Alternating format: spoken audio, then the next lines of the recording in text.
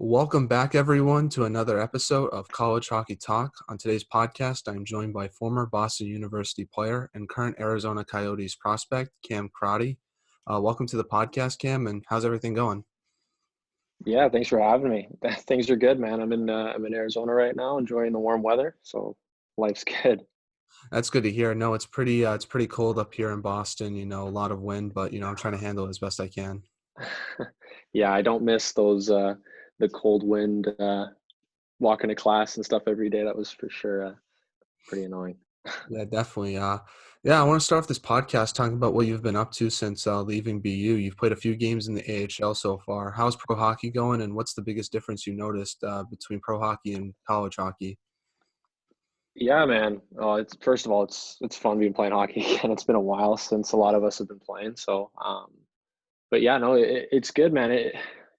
It's hard to put your finger right on the main differences. Obviously, um, the volume is a lot more in pro, and it's a different season this year. We're only going to play about 40 games, but we're doing a lot of 3 games in 4 days kind of things. Sometimes we'll do 3 and 3s.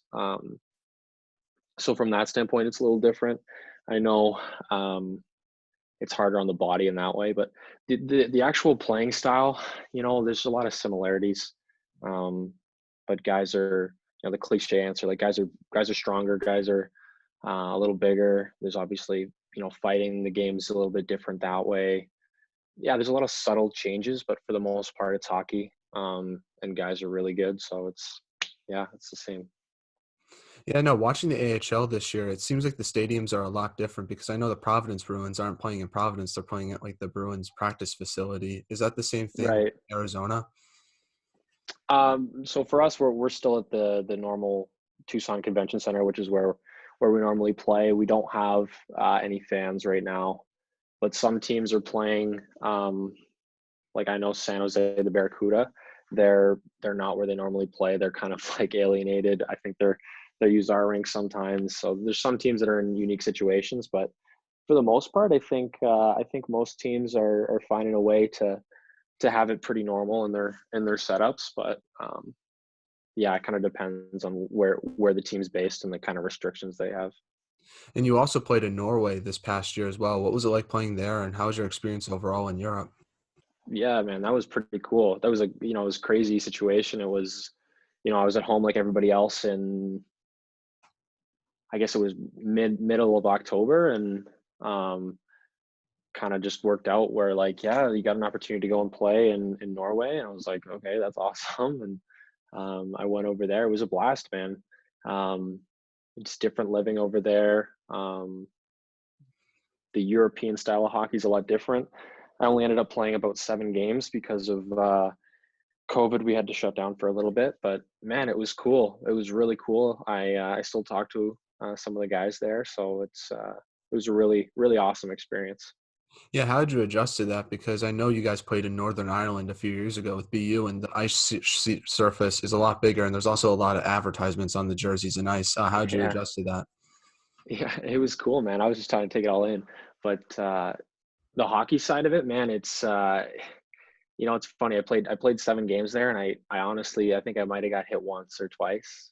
As a D man, that's kind of crazy because normally you get forechecked a bunch every game, and it's just bigger, So like, you can make a lot more plays. There's a lot more emphasis on like puck possession, and if you don't have a play in North America, some teams obviously like chip it in and get on the forecheck. There, guys would peel back, kind of hold on to the puck, look for the next play and stuff. So it was cool.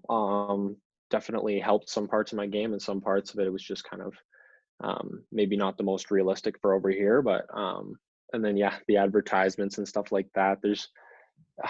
I have my gear. I don't know if I have it with me right now, but you can see I've got like the pants with all the ads on them, and I have my jersey and stuff still. So I don't know, man. It's cool. It's cool because you see that, and we saw a little bit of that when I went to Ireland in my sophomore year at school. But um, it's just different over there, man. Yeah, and how's Europe handling COVID? Because I know here in America, it seems like every region of the country is a little bit different how they're handling it. It seems like in Europe, it's a little more same for all the different countries. What's it looking like Yeah, there? 'Cause I know a player that went to Sweden. They said they didn't yeah. even ask there. It was like felt like normal times. Yeah. Well, I can only speak for Norway, I guess, because I was there. But they were, I know they were a lot more strict when it first, like when COVID first kind of came into the picture. A lot of the guys were telling me that they were kind of like hard on the shutdowns then, and then they kind of eased up. So by the time I was there, for the most part, it was pretty like normal. Like you could, I mean, like you were still being cautious and being careful for sure, but you could pretty much do anything you wanted. And then just happened that a couple weeks later we ended up getting a bunch of COVID cases in Sarpsborg, which is where I was playing. Um, so it kind of depends. And then Casper Kakinsala, who I played with, he's in Finland, and he was talking about I think back in December that they had a shutdown for a little bit, but for the most part it was normal. So I it's really hard, man, because things are normal until they aren't, and then but I think for the most part they probably are doing a little bit better in that stuff than over here. But yeah. I know it's crazy how things have changed since the virus started because I was thinking about it like a year ago today. I think UConn played their final weekend against Lowell, and then everything like got canceled basically. So it's Mm. crazy to think about how things have changed in the past year. How's Norway though? I've always wanted to go there. It seems like a really beautiful country. I know Kygo's from Mhm. there, so the music's there is probably cool as well. What's the whole scenery like? It's cool, man. It's hard to describe like this style of living. I don't know. It's um it was cold there when I went. It was like the winter time. It was pretty dark because Norway's like more north than where we are here, even for you in Boston. It's a very the friendly people, man. Um, it's hard. I'm trying to find the words, but it's like it's hard to describe a place to someone who hasn't been there, I guess. But um, yeah, I guess all I would say is that like it's a really beautiful place. It was dark most days, but when the sun came out, it was really really beautiful, and the people there were awesome. Most of them spoke English, even though it's not their first language. Um, yeah, it was just a great time. It was a great time there. Now, besides hockey and training, has there anything else you've been up to since leaving BU? You know what? I'd like to say I've been doing something crazy, but honestly, I've I haven't been doing a whole lot. I think I took some time to enjoy not being a student for a long time because I did do it for, 16 or 17 years in a row. Um, so I took a little break. I'm planning to I'm in the process actually now of setting up to take some summer classes to go and finish up my degree. But no, man, I've just been relaxing when I can, and other than that, training and playing hockey.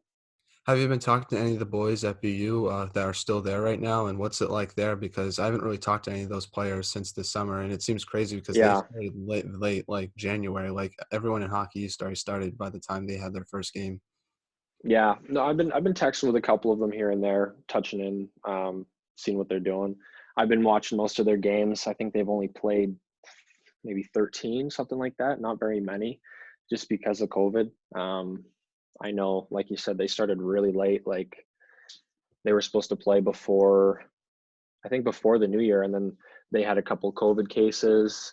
They had a couple guys actually that were supposed to go to World Juniors, and then that kind of got derailed for them too. But um, yeah, I mean, it's a really tough year for a lot of people back at school, just because it's so hard for people who are seniors or juniors who have known what the norm is before, and then this year how it's just completely been upended, and especially at BU, because I know that a lot of the protocols there are a lot more strict and a lot more um, they take a lot more time to come back if they do get a couple cases. um, but hey, like from the hockey standpoint, I think they look really really good this year.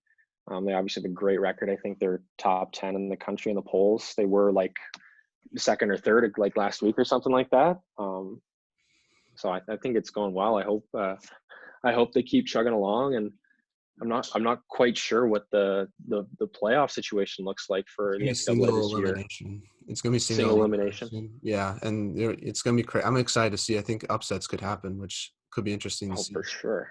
For sure, yeah. So I mean, that'll be awesome to watch. Hopefully, I can see those, and I mean, I like their chances. They got a great team. Yeah, they're not going to the Garden this year as well. I think they're just doing whoever has the home team as well, which kind of sucks because going to the Garden for the Yeah, hockey's championship game is awesome, and I can't wait until they do it again. But the big thing yeah. I noticed with you this year is their goaltending situation. Like they've Mm, only had one goalie like last week when they played, and it's just crazy to think about like what would have happened if the goalie got hurt. And apparently they normally just take a guy from a club team, but since with COVID they wouldn't be able to do that. So it was really mm, interesting. But they have three really good goalies though. Camesso looks great.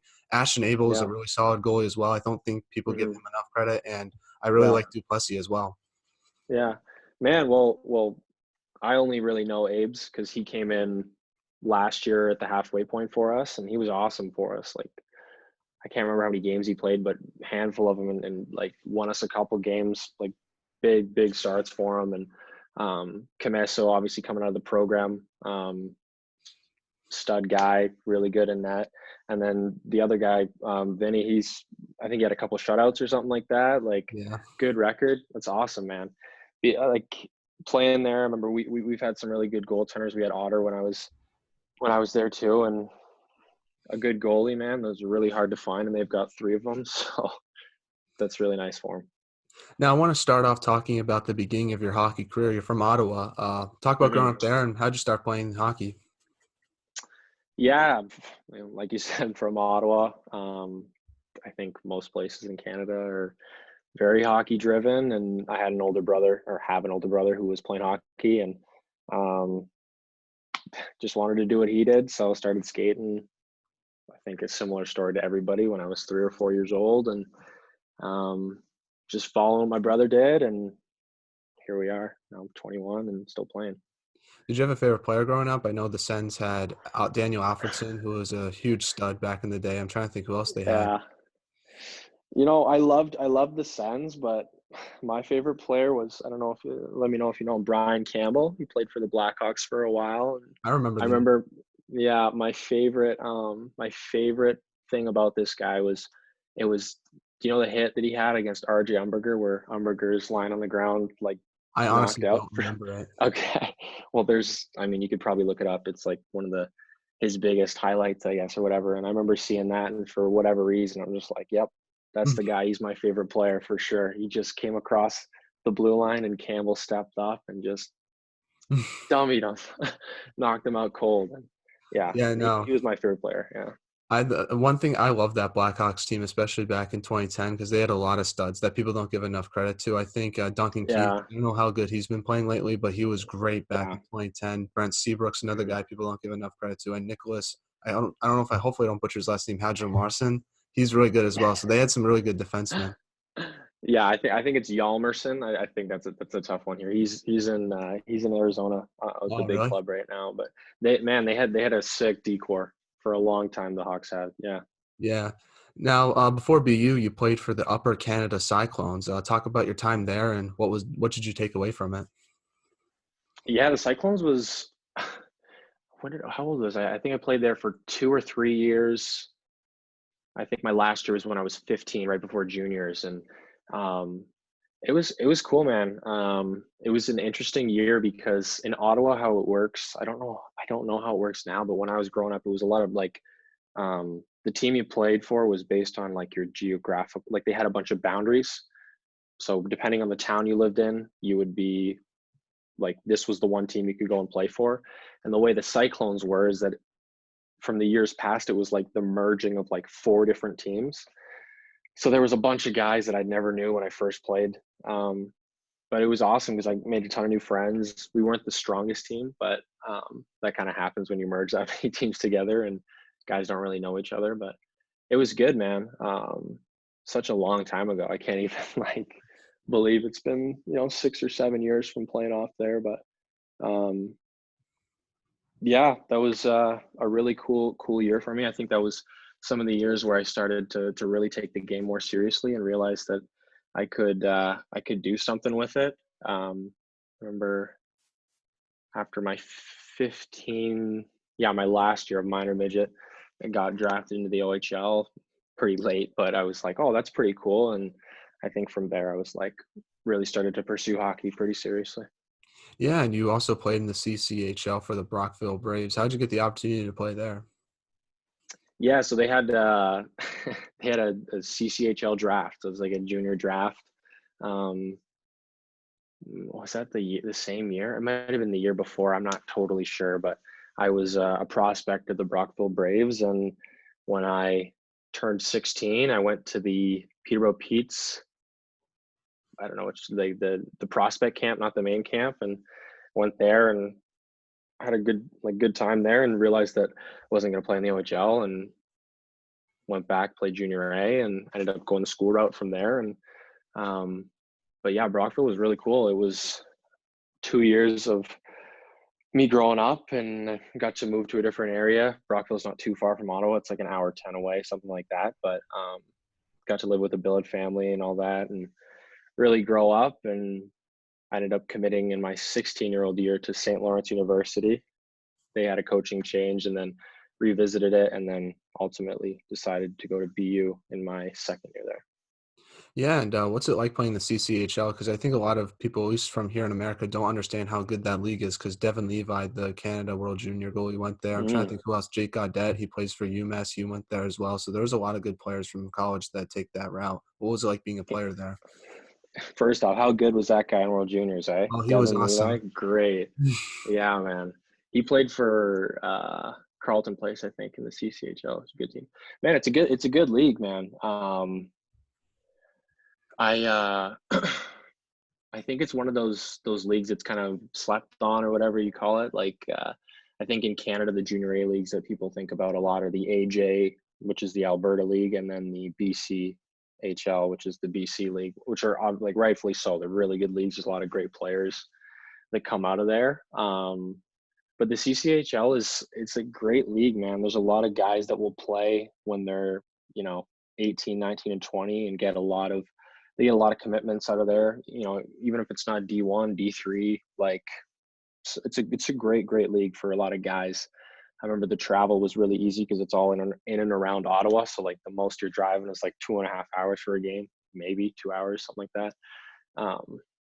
But yeah, great teams, great competition. You get players like Devin Levi who come out of there that guys sleep on. He's a seventh round pick, and he goes in. He's a stud in the World Juniors. Like, yeah, it's league's full of those guys. No, it's crazy because when he was battling Spencer Knight, and Spencer Knight is obviously this top tier prospect, he's going to be a stud in the NHL, and just how he kind of matched up with him so well. Being a seventh round Mm. pick, it was so crazy to watch, and I think a lot of people didn't really expect that. Yeah, I mean it's also hard with goalies because like goalies will get drafted later even though they're like stud players. And obviously Spencer Knight, I played against him for the 1 year at school, and the way he handles the puck and the way he is in net. Don't get me wrong, great player, but there's also guys like Levi, right? He goes in the seventh round, and you look, Spencer Knight was a first rounder, I'm pretty sure, and but he's still a stud player. So I think they're giving goalies more credit because I think the Predators picked this guy from Russia that's supposed to be really good, like with the 12th overall pick. So I think it's starting to get goalies are starting to get more recognition. But I think there was a time period mm, like where goalies would just never get picked in the first round. It just never happened. Like Vasilevsky was like the yeah, goalie that got picked in the first round like the past like 5 or 6 years. yeah, I think it was, yeah, for a while it's been customary that like teams will at the earliest usually take their goalies in like the second round or something, because it's really hard to pass up on a first round, you know, top line center, or top pair D, something like that. So, but now it's changing, man. Obviously, you've got these guys who are so good, and you got to take them when they're available. So, Definitely. Now, I want to talk to you about your recruiting process. Why did you decide to go to BU, and what made you want to go to college instead of the OHL? yeah. So we talked about it a little bit. Just like I ended up, I was drafted in the OHL, and in Canada, like that's a big driver. A lot of kids want to play. If you're from the West, you want to play in the WHL. If you're from the East, it's the Q. If you're kind of in the middle there, it's the Ontario Hockey League. And so that was, when I was young, when I was coming up, that's what I wanted to do. And then I was 16, like I said, and I kind of realized that, I'm probably not going to be able to play in the OHL as a 16-year-old. I was a seventh round pick in the OHL. So I was like, it's not going to really be feasible this year. So I went back and played junior A. And we had like this showcase weekend, and there was just a ton of schools there. I was like, oh, this is kind of interesting. And then I ended up getting approached by a number of Division 1 schools, and I was like, wow, like I don't even I had no idea like this was an option. And then kind of from there, just realized all the benefits of it, for a guy like me, a bit more of a late bloomer, and it just seemed to tailor to me a lot more than the OHL could in that way. So yeah, I ended up, like I said, I ended up actually committing to St. Lawrence University when I was 16.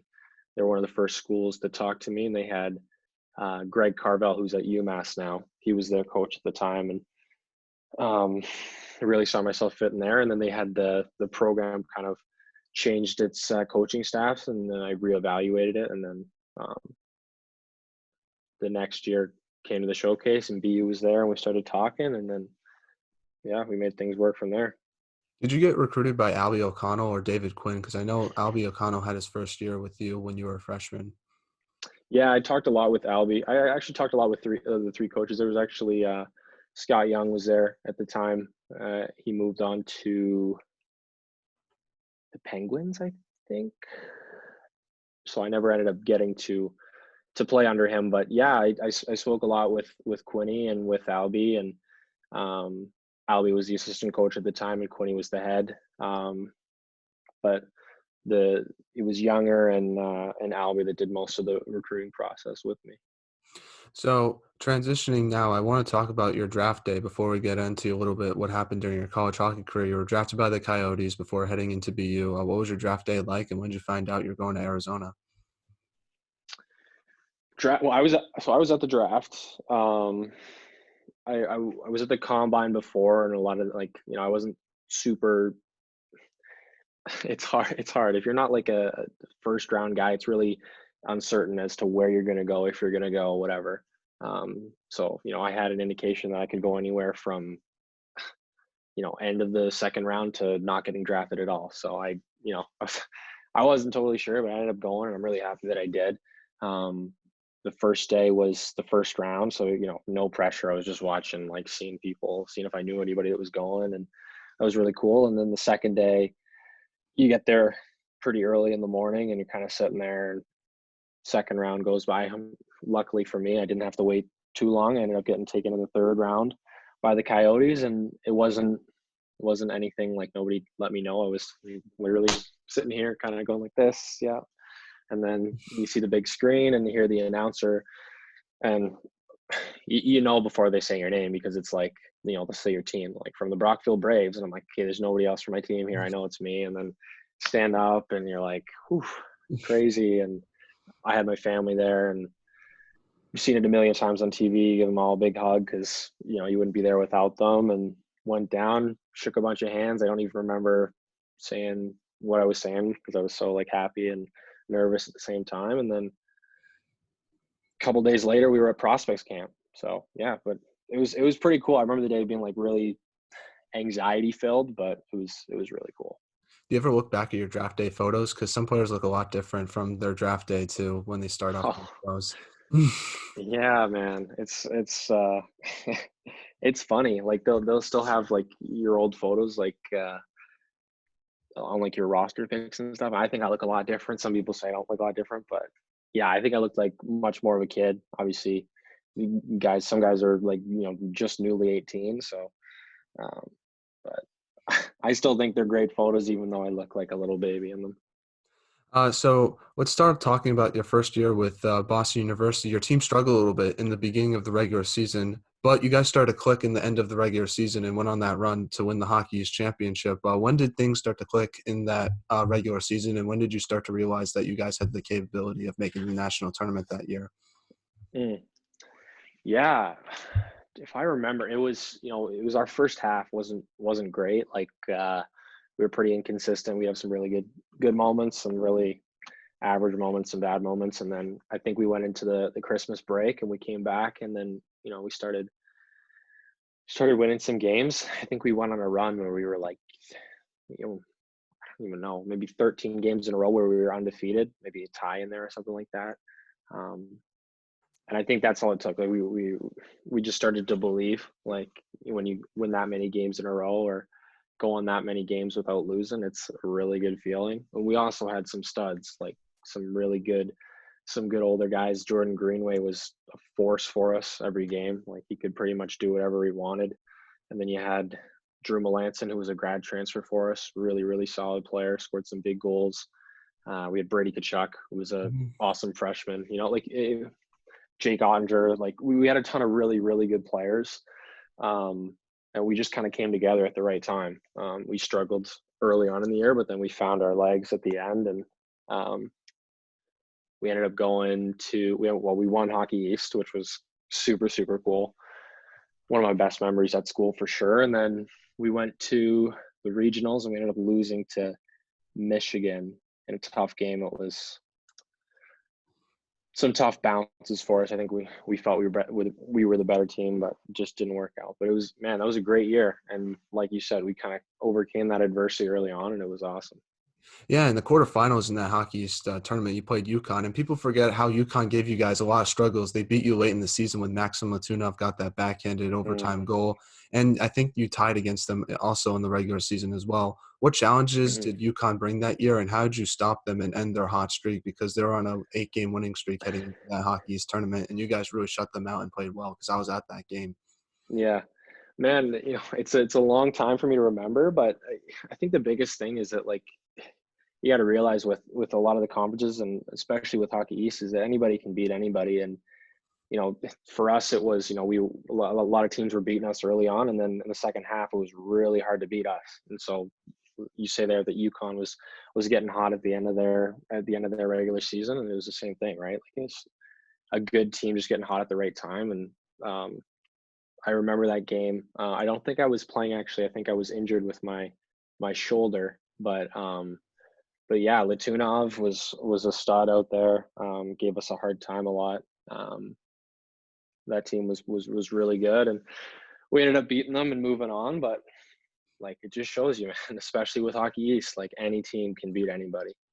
Yeah, and what was it like playing in the TD Garden for the Hockey East Championship Series? Because I went to the last one they had in 2019. Best thing I've ever went to. It was so much fun. It's just tons of hockey. Yeah. It's at the Garden. Like, it can't get any better than that. I know a lot of people, when they think about Hockey East in the Garden, they think of the Beanpot, but the Hockey East Championship Mm. is so cool. I had such a great time. What's it like being a player in that atmosphere? Yeah, it's crazy, man. I remember especially my first year, it was awesome. When you mentioned the Beanpot, which is in February. So we played there a little bit before, but the Hockey East finals was insane. Like you're still in college, but it feels more like an NHL atmosphere because it's like just the fact that you're playing in a storied building like that. And when we won, especially there, it was like crazy. It was so loud, so cool. Um, I think that the Beanpot together with the Hockey East finals and playing those tournaments there is so, so cool and just great memories. Now, you beat Boston College in the semifinals. What was your reaction when Patrick Curry got that goal? Because he was obviously pumped if you watched the replay, and talk about that game and how cool it was to advance to the finals. Mm. Yeah, man, it was that was crazy. I'm just thinking about the celebration where Curry's going like this and jumping into the glass afterwards. But um, yeah, man, crazy. I think they scored first on us. I don't totally. I remember. I think we came from behind. Um, so many games that it's hard to remember, but um, BC's always been a great rivalry. Like BU-BC will be a storied rivalry forever, and they're always great, great games. Yeah, I just remember being on the bench and watching that goal go in and then celebrating. Like nothing better than that, man. I'm sorry, it's hard to remember completely like what happened, but um, super, super cool. And then you beat Providence. You won your first hockey championship. Talk about that win, what it meant to you, and what was your mindset heading into your first national tournament?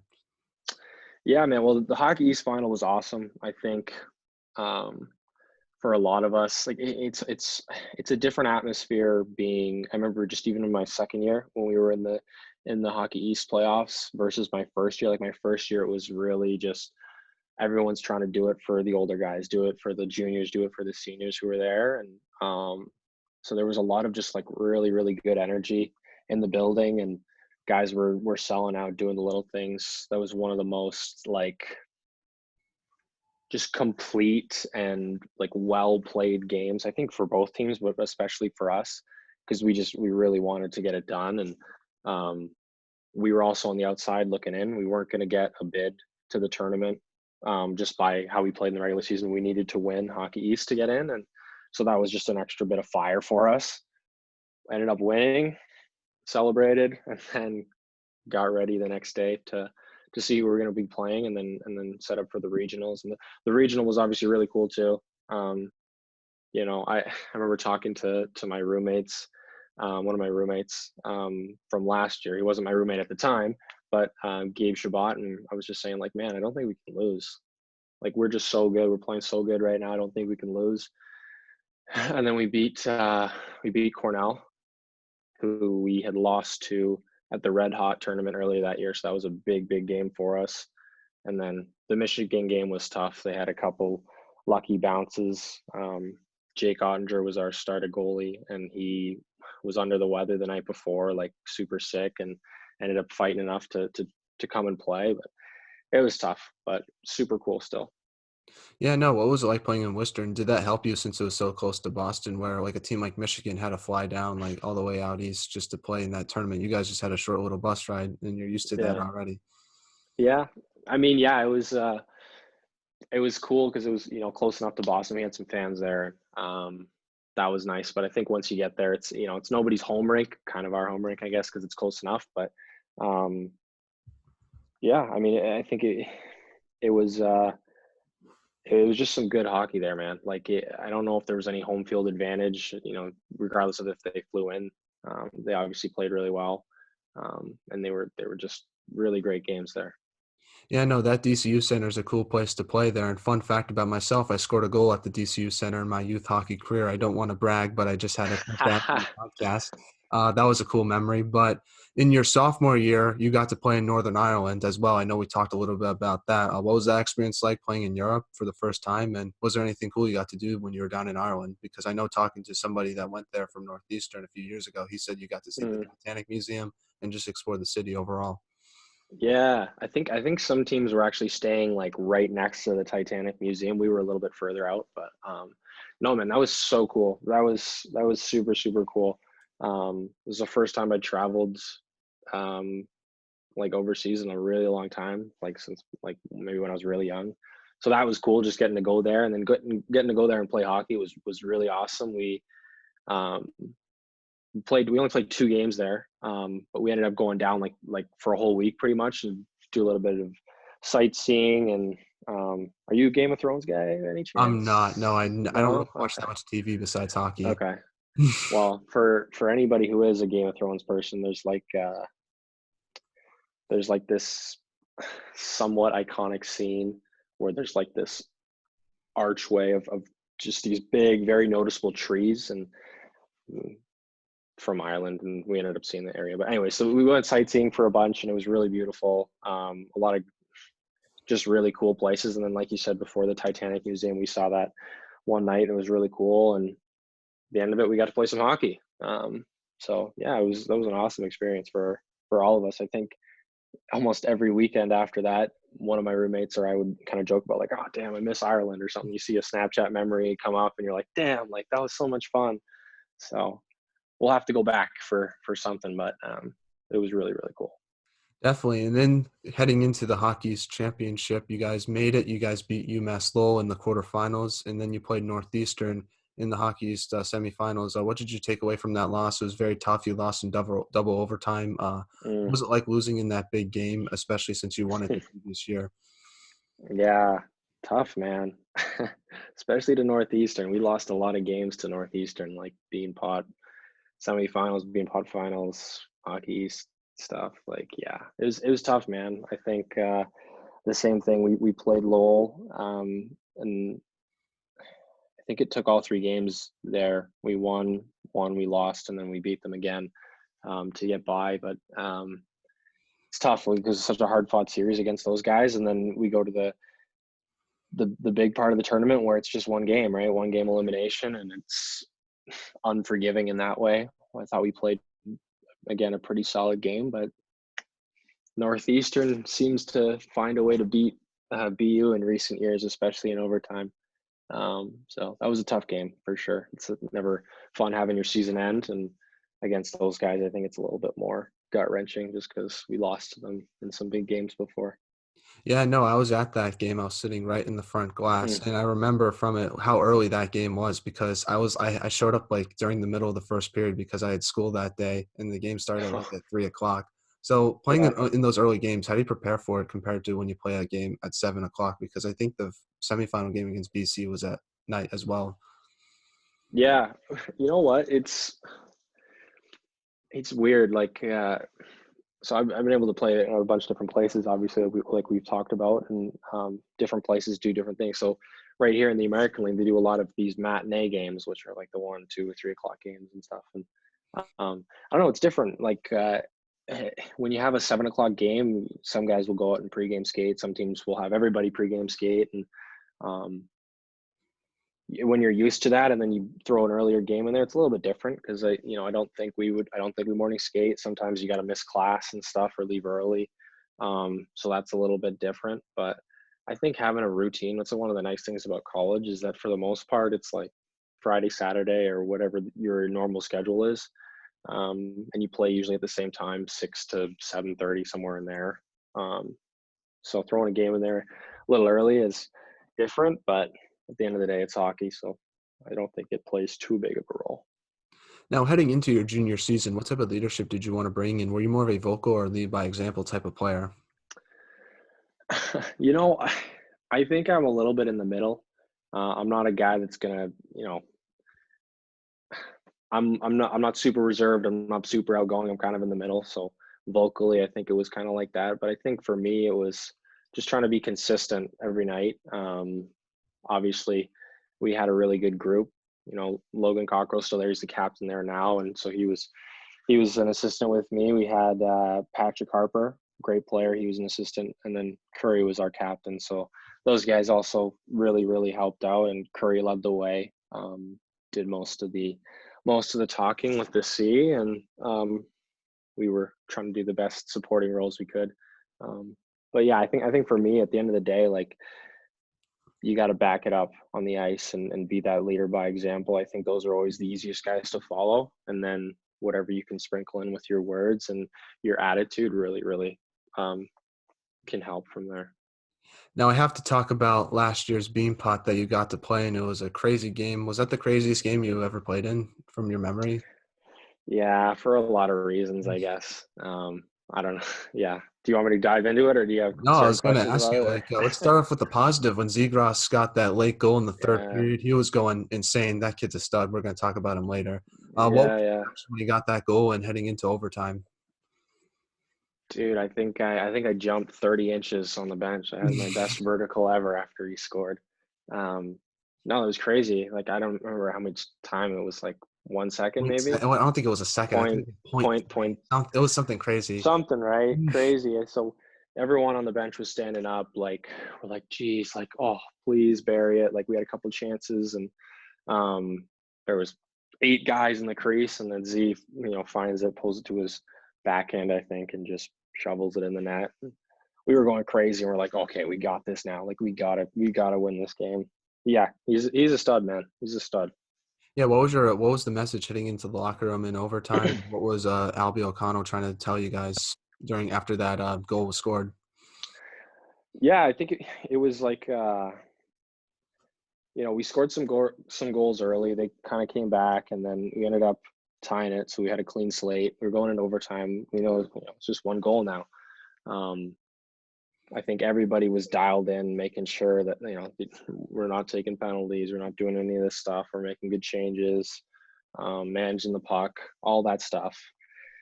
And man, I thought we played a really solid overtime. It was really solid, and I'm not this guy at all, but I think the ref thing in that game I was was, gonna ask you about that penalty. yeah, Um, it was. It's really hard, man. It's hard. I think refs are in a super tough position, like in any game, right? And especially in overtime, it's really tough because if there's a penalty, you got to call it, right? But if I think just being consistent. Like there's a couple times where guys would get hauled down, or we thought there should be a penalty, and there's no call, and we're like, okay, like he's putting the whistle away. And then for something like that, a guy's coming down on a harmless rush. Harper's there, literally just push him to the outside. The guy falls, arm goes up. We're like, no way. Yeah. There's no way. So, I mean, it was frustrating for sure, but I mean, it's part of the game, man. You know, that stuff happens, and they scored. I think it was Harris. I can't remember which guy scored, but yeah, they scored and beat us. Stuff happens.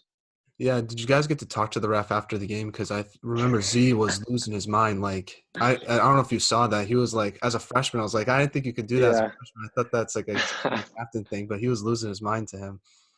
I don't know if there was a lot of talk, and I think there was a lot of yelling at him and not a lot of conversing back and forth.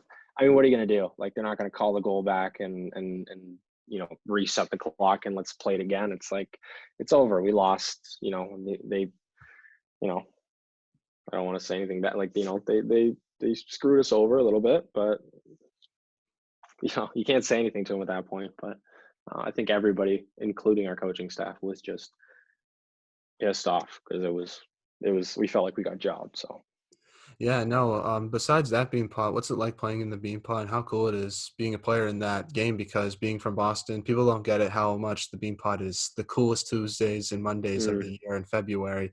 What's it like being a player in the atmosphere? Because you're not from Boston, but you obviously got to know how much people love the Beanpot when you played at BU. Yeah, I think for me it took me until my sophomore year and my junior year to really figure it out. I think when you're a freshman, you know, you're still trying to survive and just, you know, help the team and all that stuff. So I think capturing the atmosphere that's just kind of in the city at that point, I didn't realize, didn't pick up on that until my sophomore year. But it's really cool. Like you know, you really realize that, okay, like, you know, in this corner of the stands, you've got BU. In this corner, you've got all the Harvard kids. In this corner, you've got Northeastern, right? And like, and then you got BC. And so you got all these rival schools that are all coming together, playing against each other. You know, we play against BC and Northeastern, but Harvard, we don't normally play against because they're in the ECAC. And then it's just different, man. Like, it's hard to explain again, but um, crazy atmosphere. Like, you get to bust to the game, and everybody, like your whole school, people in the athletic department are like cheering you on, like, hey, like, go get them tonight and stuff. And you know, you get out of class on Monday because you gotta prepare for the game. So you get the little slip to get out of class, and your Oh, that's the teacher's like, best. hey, good luck. Yeah, it's awesome. And your teacher was always like, hey, go get them. And then, you know, sometimes you'd remember my junior year, like, we'd get back because we'd go into overtime. We'd be a late game. We'd get back at like, you know, 1:30 or 2 a.m. And I got class at 8 a.m. the next day. And I'm like, oh, geez. So I just sent my teachers an email saying, hey, like, I don't know if you know, but like, I played in the Beanpot last night, like, went really late. Think I can like sleep in or whatever. And they're always like super helpful and be like, yeah, go for it. Like, it's totally fine. Great game last night, something like that. So everybody's watching. So it's really, really cool. But I definitely noticed that more like my sophomore and junior year than my freshman year. Yeah, when people talk about Minnesota hockey, people talk about the high school hockey tournament and how big that's up here. But I feel like when you think of New England hockey, you think of how cool the college hockey scene is here. And the Beanpot, Mm, I think, is a perfect example of that because it unites the city and it shows just how much we care about college hockey and just hockey in general. totally. I mean, especially with those four schools, like in Boston, it's completely like, people are diehard for it, like diehard for it. Everybody knows we got like a police escort to the game, Yeah. right? We're college hockey, like, it's stuff like that. It's just crazy.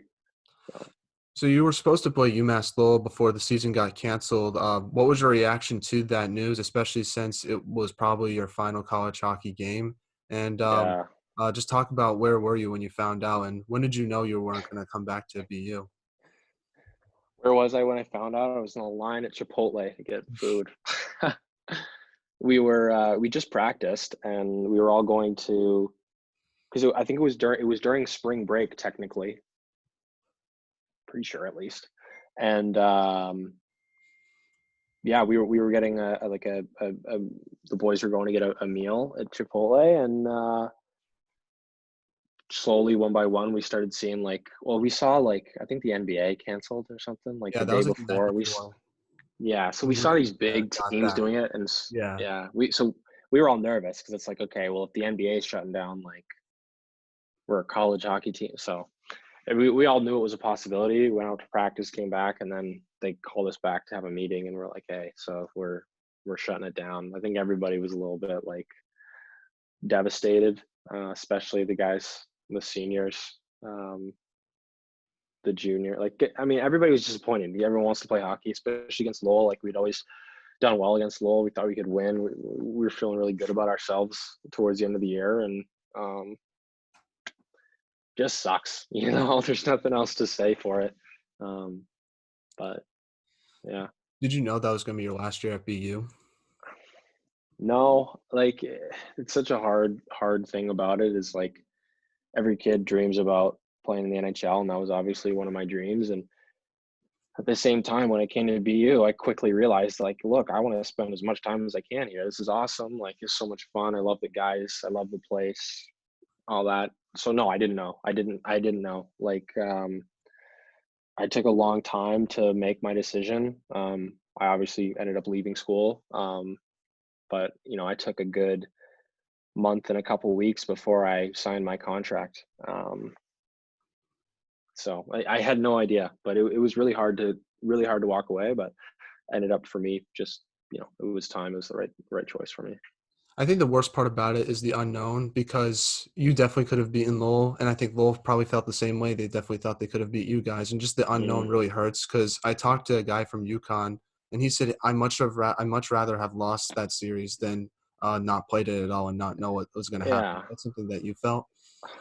totally, man. It's like getting closure in anything in life, man. It's so hard when you just don't get a chance to like get a send off or like get to say goodbye to something. So like 100%, I'd rather have gone to Lowell and got swept and then say, okay, you're done. Like, oh, okay, at least I got a chance to try. It was just tough that we were like all sitting there preparing, and then we just get a notification saying your season's canceled and you're done. So that was really tough. But like I even think about my some of my buddies or people that I know that were playing juniors and they're 20-year-olds. They're really fighting to get a spot and then done. Or seniors in college and guys who are really looking to move on and they just done. It's breaks my heart thinking about it. Honestly, it was tough, and especially like you said, we felt really good about ourselves. We thought we could go on a run, and I'm sure a lot of teams felt like they could go on a run. One of my buddies at Cornell had a sick season, like Oh, yeah. so good, and then they just never got it. What are they going to do? They didn't get a chance to go and play. That sucks. So yeah, it was tough for a lot of people. When you look back at your time at BU, what do you remember the most? What do I remember the most? I mean, I remember Hockey East championship my first year. It was awesome. It was like the first real championship I won. I remember going to Red Hot Hockey twice, going to play at Madison Square Garden. That's so cool. I remember the student living we had, which was unbelievable. I remember all my teammates I got to play with, all my friends, the relationships I made there. Dude, it's such a complete immersive experience. Like so good. It's such a sad thing to think about, but it's like I think you'd be lying if you hard pressed every college player and asked them like for 3 amazing years. It was so awesome, so awesome. It was a great spot. Yeah. Now I gotta ask you about some of the teammates you got to play with. One of them was Trevor Zegras. The kid's a Mhm. stud. Like I'm just gonna say, he's a stud. Watching him in World Juniors, the guy could be the next like big thing in the NHL. So people obviously Yeah. know his hockey abilities, but I kind of want to know what's he like off the ice and what type of teammate is he like? Yeah. Well, first of all, you're absolutely right. The kid's magic on the ice, right? Crazy to watch. But no, man, he's dedicated, man. He loves the game. Focuses like so much on it that you can tell he's been all in with that, and it's really been paying off for him. He's a funny guy, goofy guy. Like, yeah, I mean, it's hard to overlook like how good he is on the ice, but he works for it, and there's a reason he's good on the ice.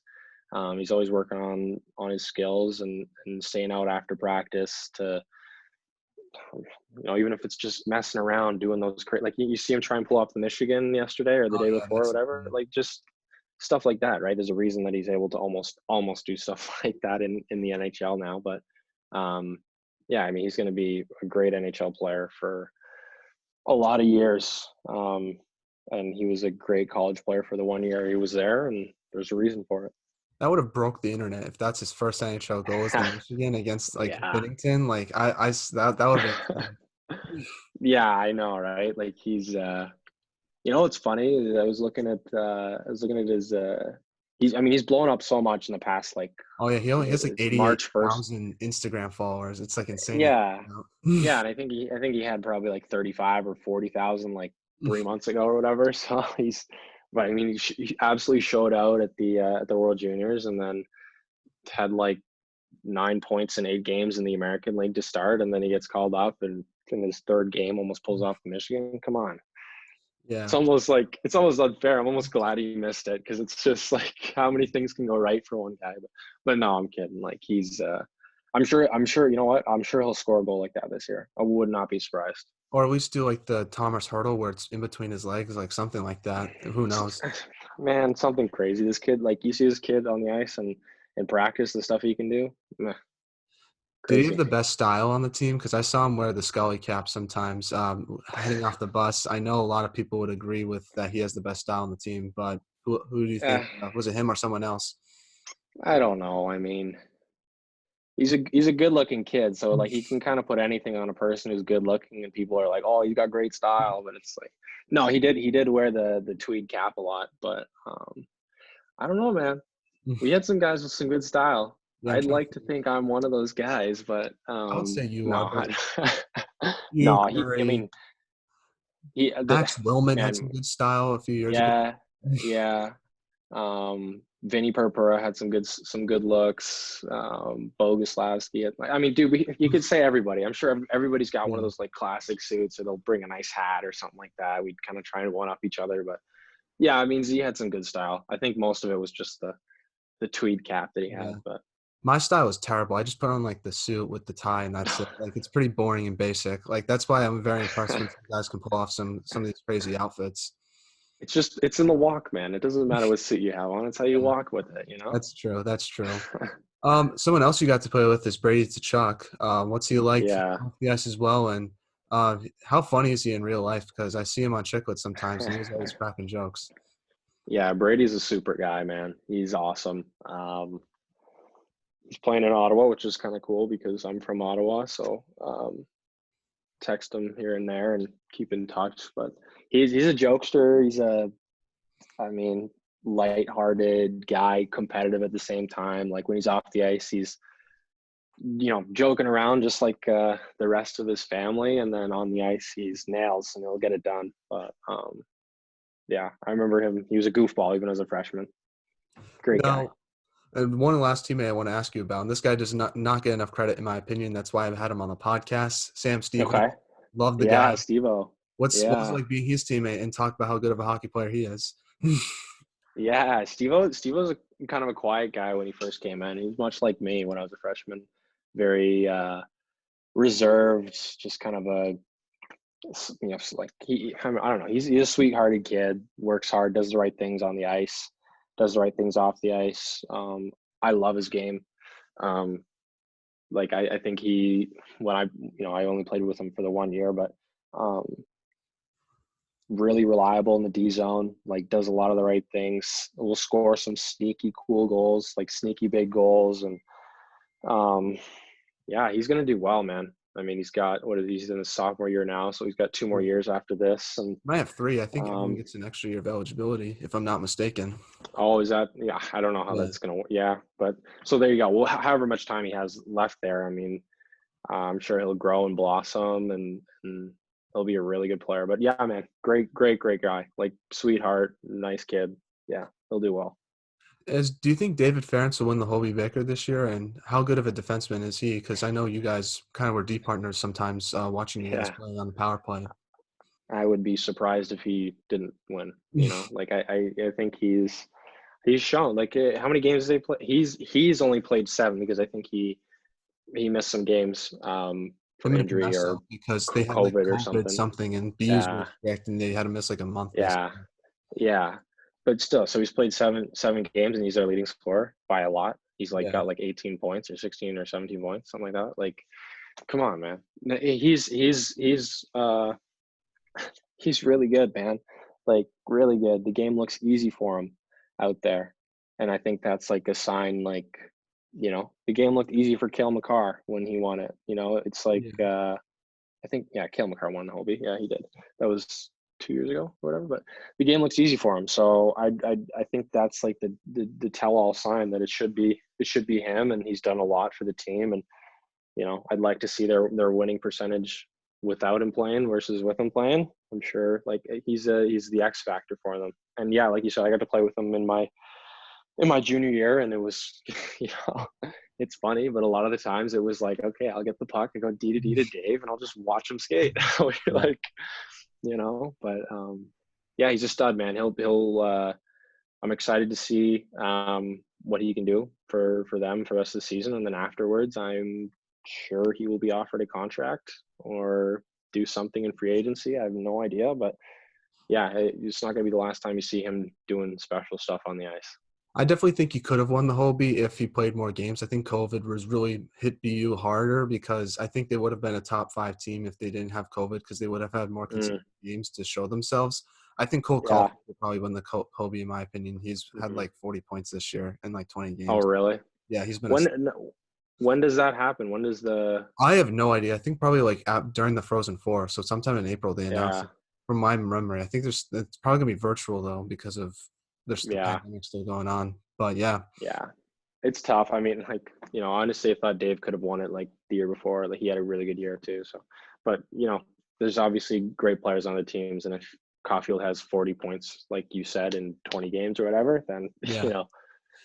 he's a great player too. So, Now, I want to wrap up this interview by asking you like an advice question. So, if there's a lot of younger people that listen to this podcast, and I hmm want to ask you, what advice would you give those younger people trying to make Division One college hockey that might not be getting as noticed as they should be? that might not be getting noticed as they should be. Yeah, I mean, it's I think my situation kind of speaks to that a little bit. I mentioned earlier that I'm more of a late bloomer. I played in the CCHL, which is not a world-renowned league. You know, you take guys like, we were talking about him earlier, Devin Levi, like same situation. I think at the end of the day, like if you're playing in certain spots, yeah, you might get more of a look than someone else. But if you're one of the guys, if you're one of the players that does the right thing, does the right things, that's like getting it done, people will find you. Like you don't have to worry about putting yourself in positions to get people seen. Like people will see you if you're doing the right things. I know a lot of guys that will get recruited to colleges when they're 15, 14, sometimes 16, 17. And then I know guys that will come in as 20-year-olds or 21-year-old freshmen and be stud college players and sign as a free agent or whatever, or just have a great career and then move on. And just like, I think a lot of people get so tied up in like the time aspect of it. Like if you're not getting these looks when you're 15 or 16, then they're like panic mode, like, oh my God, I'm never going to make it or whatever. Like for people who watch a lot of hockey, like Justin Hall, who on the Maple Leafs right now, this guy's in his first full, like regular year in the NHL and he's like 28 or 29. And he's making like $2 million a year. And like, that was just one of the guys where after college, he played in the minors for a couple of years and worked his way up. And now he's a regular NHL guy. And like, 28 years old is a late year to be making your debut, I guess, sort of. But it's, I think the biggest thing for me is like, just do the right things. You're a late bloomer if you're a late bloomer, and people will find you if you're doing the right things. There's no like timeout card where you're going to run out of time. So I hope that kind of makes sense. No, It that was did a to good me. answer. So I know some guys who've played in the ECHL and then they make their way up to the NHL and now they're third line players mm, and everyday NHL players. And you just have to work hard and prove some of the doubters wrong. And I think the big thing is working hard. I know it's a cliche thing to say, but if you really do Yeah, put the work in and have the right mindset, I think you can accomplish anything you want in hockey. yeah. Yanni Gourde, there's a guy Yeah. playing for the Lightning. He played in the East Coast for a bit, and then yeah, man. Compete, work hard. You're absolutely right. Like Right a on the. like a guy in the Bruins, Sean Corrali. I don't think he was drafted by the Sharks in like 2015, played 4 years with Mm, Miami, and really developed into a solid fourth line player for the Bruins. And now you see him every day. I think he's a great hockey player, and people don't give him enough credit. hell yeah, absolutely, man. Yeah. So, Agreed. well, do you have any shout outs you like to give before we let you go? I know we shouted out like a lot of players from your team, but anyone Oh, else that I might have missed? I'm trying to think. oh, I don't know. I think we covered a lot of them. Yeah, I don't know. I guess I'll give a shout out to Steve-O because you said he was on the show earlier. So, Yeah. but no, man. I mean, we talked about a lot of guys. Played with a lot of great players. There's too many to name, so I'd probably end up just forgetting somebody. So, Well, yeah, I'm good. Well, if Trevor Zegras is listening to this, shout out to him. I don't think he probably is not listening to this, but if he is, I'll give him a shout out. But thank you so much for coming on, Cam. I really appreciate it. It means a lot to me. This podcast is growing, and it's good getting good players on yourself to help grow, and I really appreciate it. So thank you so much, and take care, and good luck for the rest of your pro season. I know you're going to do great. Right on, man. Thanks for having me. Keep going. That's awesome. I'm happy that your thing's growing for you. That's great. No problem. Take care. Talk to you soon, and yeah, I'll talk to you soon. I'll let you know when the episode comes out, and I'll send you the audio sometime this week. Awesome. I look forward to hearing it. Bye. See you.